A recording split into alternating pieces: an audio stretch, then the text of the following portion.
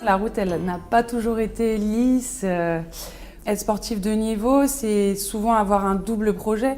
Aujourd'hui, le professionnalisme dans le sport concerne très peu de personnes. Pour ma part, j'ai la chance d'être semi-professionnelle à 75% du temps. Et les 25 autres pourcents du temps, je les faisais passer à GMF, chez GMF Assurance. En termes d'organisation, c'était très costaud d'être à la fois sportif de haut niveau et dans le monde professionnel, mais à la fois c'est aussi un gros plus parce que ça nous permet d'être dans la vie réelle, d'avoir des collègues de travail, d'anticiper aussi la suite d'une carrière sportive qui peut être parfois courte. Et GMF Assurance m'a plutôt bien accueillie, bien intégrée et a fait en sorte que je puisse m'épanouir au sein de l'équipe de France, mais également au sein de mon travail chez GMF. J'ai en effet rencontré des difficultés et parmi elles, il a fallu que je prouve ma capacité physique dans un monde de garçons et également psychologique, tout simplement parce que j'étais la seule fille et que je n'avais comme adversaire que des hommes. Et je me devais de progresser pour convaincre mon entraîneur que d'entraîner une fille, ça pouvait être favorable pour lui aussi. Être sportif de haut niveau, ça demande beaucoup de temps et c'est à nous de savoir s'organiser pour pouvoir se libérer un peu de partout aussi, pour nous penser à nous en tant que femmes, pas mettre du vernis aussi avec les gants. Je n'ai pas rencontré de difficultés. J'ai eu la chance d'être bien entourée par ma mère qui me suivait dans toutes les compétitions et mon coach qui me suivait dans les compétitions quand j'étais en Guyane et en métropole. Et ça, c'est une vraie chance de pouvoir être bien encadrée parce que ça peut être très difficile pour une jeune nageuse.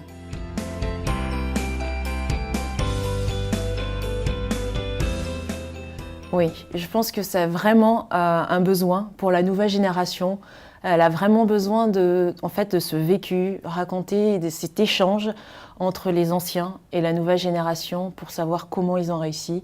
Est-ce que c'est possible? Je vois des petites filles qui se mettent sur le côté, qui m'observent à l'entraînement et ça me fait plaisir et puis j'espère pouvoir les inciter à pratiquer la boxe. Oui, c'est sûr que de jouer en équipe de France, on a aussi ce devoir et ce statut de représenter l'équipe de France, bien sûr, mais aussi de représenter derrière les 20 000 licenciés de rugby en France. Et forcément, quand on passe à la télévision, que nos matchs sont vus par quand même aujourd'hui pas mal de gens en France, parce qu'il y a un vrai attrait aujourd'hui pour le rugby féminin. D'ailleurs, certaines nous écrivent en disant que elles sont devenues fans du rugby féminin en nous regardant à la télé, qu'elles aiment notre sport, qu'elles ont envie de pratiquer aussi à leur tour le rugby. Et ça, c'est le plus beau des cadeaux quand on est joueuse de rugby ou joueuse à haut niveau dans son sport. Donc chacune fait son parcours et fait son expérience.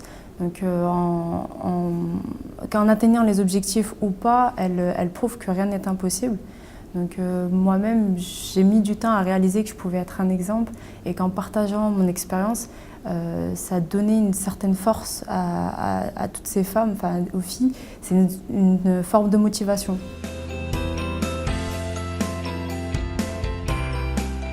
La médiatisation télévisuelle pour le rugby féminin, pour d'autres sports, a complètement développé notre sport tout simplement. Et aujourd'hui, ils se rendent compte à travers les résultats que c'est attractif, qu'elles peuvent aussi le pratiquer, que tous les tabous ou les préjugés sont démolis grâce à la télévision. Ils peuvent se faire leur propre jugement. Donc oui, forcément, la télé nous a aidés, notamment aussi à promouvoir notre sport, mais aussi à développer le nombre de licenciés aujourd'hui. Moi, quand j'ai débuté il y a à peu près 10 ans de ça, on était 8000 licenciés, 8000 joueuses de rugby. Aujourd'hui, on en est 20 000, donc c'est un